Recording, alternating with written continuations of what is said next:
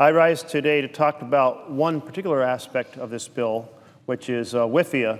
But before I explain what WIFIA is, I want to thank the chair for managing this bill in a very bipartisan discussion in committee, that it's come to the floor with full committee examination, thorough debate, amendment process, and here we are having a very thorough, visible, accountable process for considering this bill on the floor of the Senate.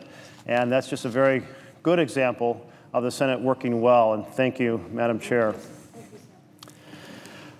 The heart of the WIFIA program is about jobs. It's about infrastructure. 5 years after the greatest economic crisis in 80 years, we still face a serious jobs crisis. Too many are out of work and too many are unemployed. A good living wage job is the most important pillar of the American dream. There is no public program that can compare to the importance of a living wage job for the stability and success of a family. And so we have to do more to create those jobs, a lot more. Now, wouldn't it be great if we could both create jobs and fill a desperate national need at the same time? Well, that is exactly what WIFIA, which is short for Water Infrastructure Financing Innovation Act, that is exactly what WIFIA does. Low-cost loans for water infrastructure projects create good jobs now, while protecting our communities from devastating costs or public health crises in the future. And WIFIA does all this while making taxpayers money over time. The need for water infrastructure is great. Across Oregon and across America, our infrastructure is aging. That aging infrastructure needs to be replaced. Our communities are growing. The demand for water infrastructure increases, whether it's water treatment on the front end or water treatment on the back end, sending the water out to our homes and businesses and then treating it after it comes back. So much of our infrastructure is approaching the end of its lifespan and needs to be replaced. Now, we should recognize that America is behind much of the world in terms of investing in infrastructure. And that is not only not good for our future economy, it's certainly not good for creating jobs. China is investing 10% of its gross domestic product in infrastructure. Europe is investing 5%. But here in America, which had a phenomenal infrastructure built after World War II, we're investing only 2%. That is barely enough to repair the aging infrastructure that previous generations so thoughtfully funded, let alone prepare the infrastructure to meet the expanding needs of the nation. And infrastructure really can be thought of as kind of the bread and butter of a success of our nation. Building and maintaining infrastructure is one of the most effective ways also to create jobs in the short term.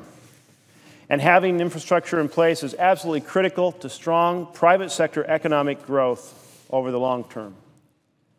So it's time to take water infrastructure seriously as a public policy challenge.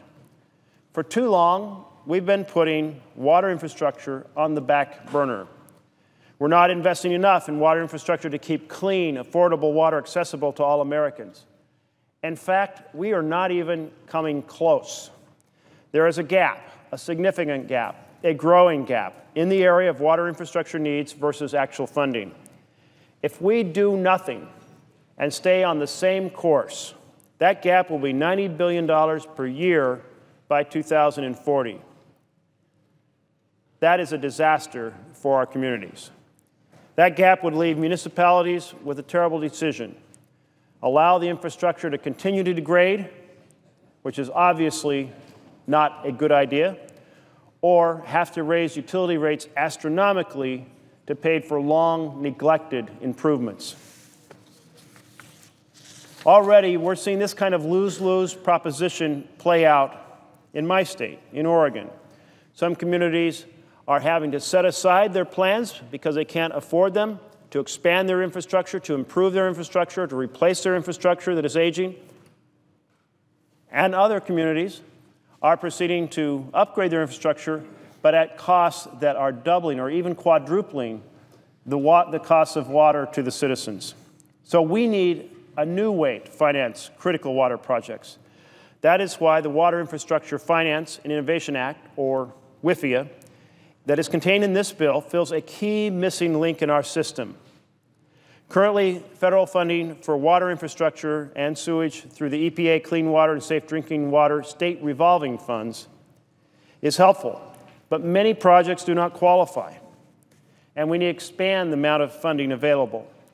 Into that gap comes WIFIA, modeled after the very successful Transportation Infrastructure Finance and Innovation Act, or TIFIA.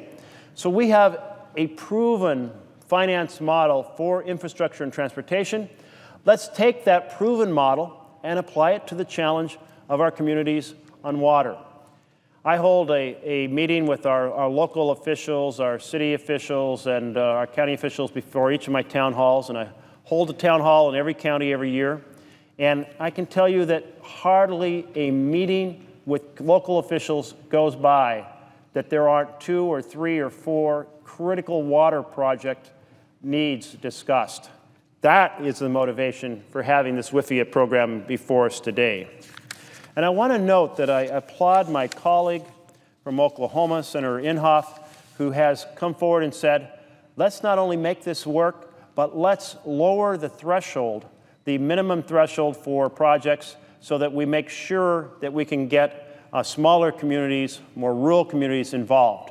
That was previously addressed in the bill by saying smaller communities could aggregate their projects and submit their application. But this was a very helpful addition to the conversation, and I really appreciate that type of bipartisan problem solving that is evidenced in this bill as it is and as in the amendment that was proposed by my colleague from Oklahoma and passed yesterday. Now, the reason that funding in this pilot project, and we're talking $50 million a year for 5 years, is effective is it has a huge leverage. It can fund because it's guaranteeing loans that rarely go bad. The historical default on water and sewer bonds is less than 1%. In fact, it's less than 0.1%. So that $50 million to cover defaults can be extraordinarily leveraged. The community gets the funds they need to complete their project at the lowest interest rates possible. And the American public can sleep soundly at night knowing that the Treasury funds are being invested in a manner that is both prudent and productive. This source of financing will allow communities to take on 3 types of projects necessary for safe and reliable water systems: repairing the aging infrastructure, upgrading the old systems to modern standards, and expanding the projects to meet growth needs. Another advantage of this structure of financing is that under WIFIA, projects would be selected by a competitive process rather than by state allocations, so that we get funds to the greatest need across this nation.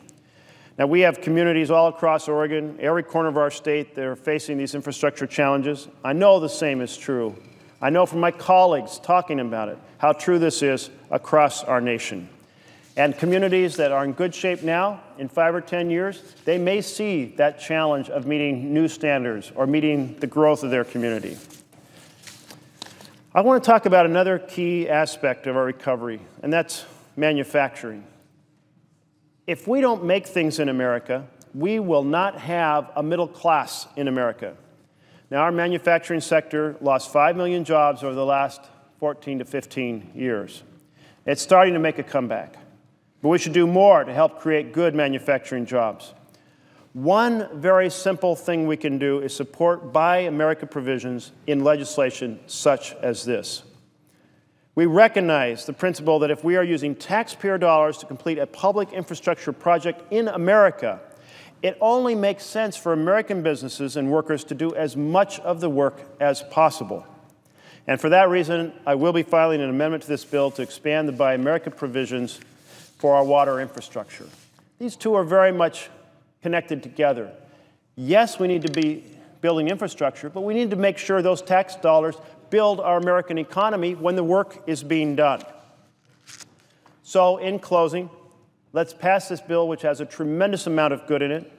And one of those very good points is this Water Infrastructure Act, WIFIA. Let's support good jobs and good infrastructure across America. And I want to mention, Mr. President, the great work that my science associate, Mervet Abdelhak, has done on this bill. We are fortunate as senators to often have folks who come and work with us for a year, bringing their tremendous expertise and trying to develop a really important piece of legislation. She has been very involved in this, and I thank her, and I thank the program for making those kind of expertise available to our offices. Thank you, Mr. President.